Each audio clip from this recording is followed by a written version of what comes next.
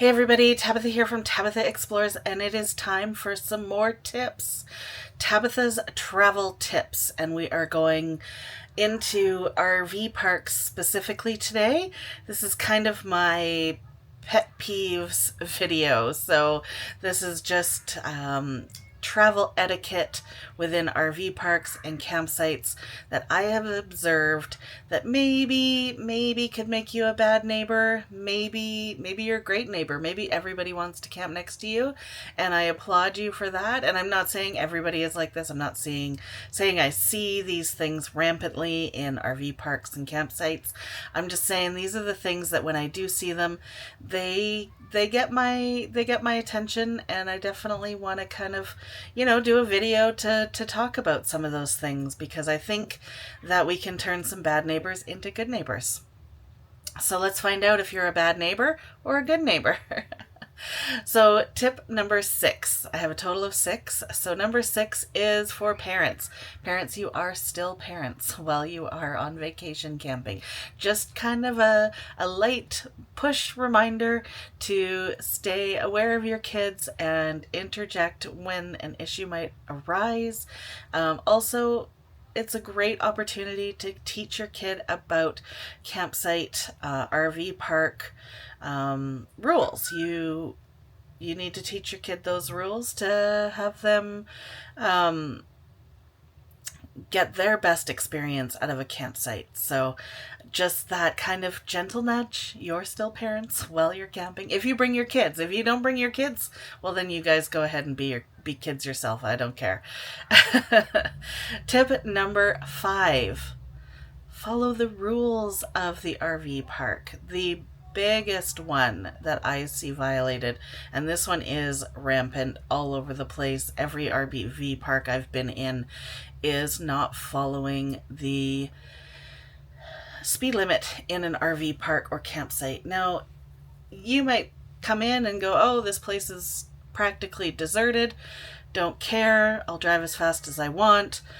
But you don't know where those kids are, the pets are, the drunk adults, stumbling out of their campsites looking for a bathroom. You don't know where they're going to appear. And if you are in a big camper, pulling a big trailer, your stop ratio is going to be so much longer than if you are just in a regular car or truck. So just keep in mind that it doesn't matter if the place looks empty or not. You could have someone, a kid, a pet, even just an animal that's around the RV park, bunnies, squirrels, etc., just dart out in front of you, and it's going to take a lot longer to slow down if you aren't doing the speed limit within the park. So I have been in a park where a dog has been killed by a car. Unfortunately, the dog actually ran under the back tires of the car. The car was doing the speed limit in the park. There was nothing that could be done, but you don't want to ruin your fellow campers' trip or your own, because it's going to be awful if you hit something or someone as well. So that's my biggest one. Definitely read the rules of the RV park. Respect your neighbors and their right to be safe as well as yourself. Number 4. This is a good one, especially for those solo women travelers out there, is, it's for those of you that maybe think you really know what you're doing. You might be offering too much help or too much advice. And don't get me wrong, I have gladly accepted advice and help over and over again in parks, and I will take it when it's offered if I need it. But please just don't jump in and start helping, because I have a system, and I think most people have a system when they are arriving to a park or getting ready to leave a park, that they follow. And if you jump in and start helping, then that system might be broken and there might be a problem. I had an issue with a RV park owner who jumped in to help me, and he actually disconnected my hitch before the stabilization bars were disconnected and removed. And I appreciate that he wanted to help, but it could have really been a big problem had we not been able to get the hitch back on immediately. He admittedly really only had experience with fifth wheels and not with trailers that might have stabilizing bars. And I just ask that, if you want to jump in and help, please make the offer, but be conscious of the fact that it's okay if people say no, because you don't want to mess with their system and their process. If someone's struggling, definitely, offer your help. But again, be willing to accept that it might be a no. All right. Number 3, noisy campers. So again, this is the same as with kids. I love to hear the noise in a campsite of people out having fun with their families, fires crackling, kids running around. There was a kid yesterday here that was riding his bike around, and every time he passed my RV, he was skidding to a stop, and I kept having to look out, make sure he was okay, and then he continued on, and it was all good. But I'm talking about respecting the quiet times in the park. Don't run your generator after read your rules to see if a generator is even allowed in your park and if there's specific times it's allowed. But if it is allowed, don't run your generator in quiet times. If you're arriving late into a park and you need to hook up, unhook and get parked and all of that, try to be respectful that some of your neighbors might be sleeping. I had it happen once where it took them probably a half an hour just to get the RV parked, and then they were doing all the work to get everything set up. It was quite late at night, and I was trying to sleep because I had to work the next morning, and it was really frustrating for me that they were shouting at each other and banging and clanging quite late at night. Just to have that respect for your neighbors and think about them as you're pulling in late at night. Number 2, this is a good one. Please don't empty your black tank when your neighbor is cooking dinner. So, if you know anything about RVs, you're lined up in the RV park. Your neighbor, on your passenger side is kind of the back side of theirs. You're out there, you've got your grill, you've got your food going, and then your neighbor, which on the driver's side of his or her vehicle, has all of the operations, your water input, your power, your sewer output, water, gray tank, black tank, all that kind of stuff. And RV parks can sometimes be pretty tight. Your site might really bunch up against somebody else's site, and it can be pretty unpleasant if you're making dinner sometime and your neighbor decides, oh, well, now's a great time to empty my black tank.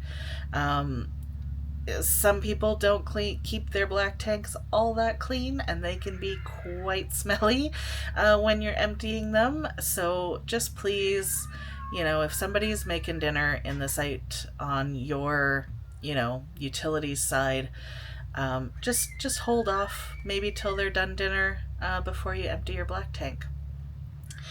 And pet peeve for me, number 1. So this is the number 1 rule, and this is an unspoken rule across all campsites, and I have seen so much respect for it in some places, and in other places it's been completely disregarded, and that is walking through, driving on someone else's campsite space. Now, when you come to an RV park, you are renting your pad for your vehicle and your kind of leisure space outside your vehicle.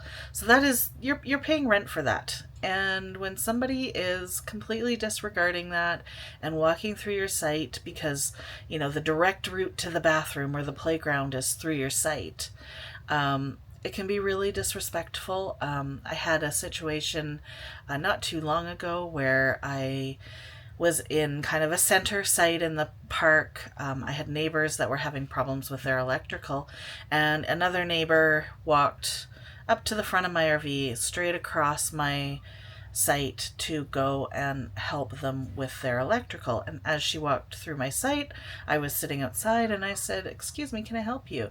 Because I thought, well, if she's in my site, she must be there to talk to me. And she looked at me weirdly and said, "Well, I'm just going to help my friends with their electrical problem." And I was like, "Oh, well, I'm just curious why you're walking straight through the middle of my site to do so." And she just kind of looked at me confused and kept going, and she didn't walk across it again. But I've seen quite a few times where people cut corners and walk through the grass of someone's site, or just walk straight through because it's the closest route. And I don't know, I want to refresh your memory, refresh your minds that, campsite etiquette is you stay out of someone's site. Even I learned this very early on. I kind of already knew of the existence of this rule. But even when I start talking to people, I talk to them from outside their site, and I don't join them on their site unless they invite me. It's just like if you were at home. Like if you lived in a condo, your site 10 or unit 102, you got unit 100 beside you and 104 beside you, and their kids are best friends. And then all your balconies are connected, but they've got a fence. And that's like someone there going, "Well, I'm just going to crawl over my neighbor's fence, wander over, crawl over their fence again, and go into my neighbor's house because I like them." Well, why wouldn't they just go out the front door, down the hall, and then in?